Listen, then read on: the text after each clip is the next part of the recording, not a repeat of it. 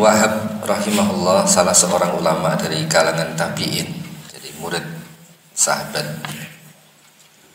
Dia pernah berkata, aku pernah berjalan bersama Salman Al-Farisi radhiyallahu anhu, salah seorang sahabat Nabi, untuk mengunjungi temannya yang sedang sakit. Maka beliau berkata, sesungguhnya Allah Subhanahu wa taala menguji seorang mukmin dengan bala atau berbagai cobaan, musibah, diantaranya berupa sakit. Kemudian Allah Subhanahu wa taala menyembuhkannya. Maka balanya tersebut akan menjadi penebus bagi segala kesalahannya, dosanya, dan menjadi pelajaran bagi yang tersisa. Dan sesungguhnya Allah juga menimpakan bala. Ini masih perkataan Salman Al-Farisi.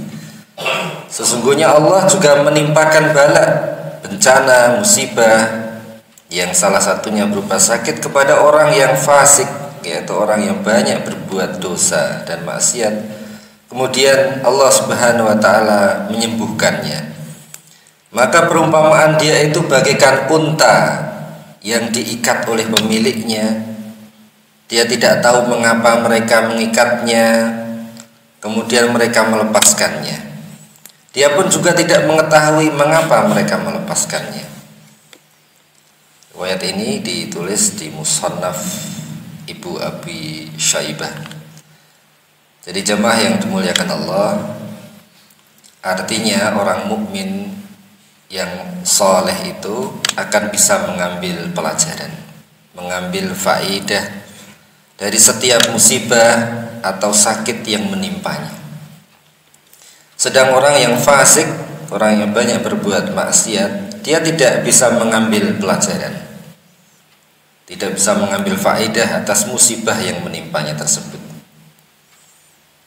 Jadi seperti unta yang diikat ya, dia tidak tahu kenapa diikat, terus dilepas, dia ya lepas begitu saja. Namun orang-orang yang beriman, dia bisa mengambil pelajarannya.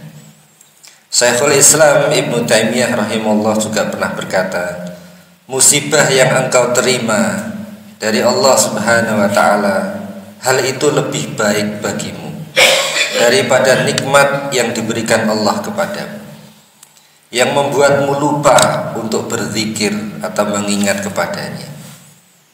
Jadi oleh Imam Ibnu Taimiyah dikatakan bahwa bahkan ujian berupa sakit itu lebih baik daripada nikmat yang malah membuatnya lalai kepada Allah Subhanahu wa taala, merasa tidak butuh akhirnya kepada Allah Subhanahu wa taala, merasa dirinya sehat, kuat, apapun bisa dia lakukan, mencari nafkah dan lain sebagainya, sehingga dia lupa kepada Allah Subhanahu wa taala yang memberikan itu semuanya. Padahal sungguhnya kenikmatan itu datang dari Allah Subhanahu wa taala. Intinya adalah sakit itu akan menjadi penyebab kembalinya seorang hamba kepada Allah Subhanahu wa taala. Allah Subhanahu wa taala berfirman dalam surat Al-An'am ayat 42, dan sesungguhnya kami telah mengutus rasul-rasul kepada umat-umat yang sebelum kamu, kemudian kami siksa mereka dengan menimpakan kesengsaraan dan kemelaratan, supaya mereka bermohon kepada Allah dan tunduk lagi merendahkan diri. Di firman Allah yang lain surat Al-A'raf ayat 168, dan kami coba mereka dengan nikmat yang baik dan bencana yang buruk agar mereka kembali kepada kebenaran. Demikian jemaah yang dimuliakan Allah, atas seluruh nikmat maupun ujian yang kita terima, marilah kita kembalikan kepada Allah dengan kita mengingat kepada Allah Subhanahu wa taala.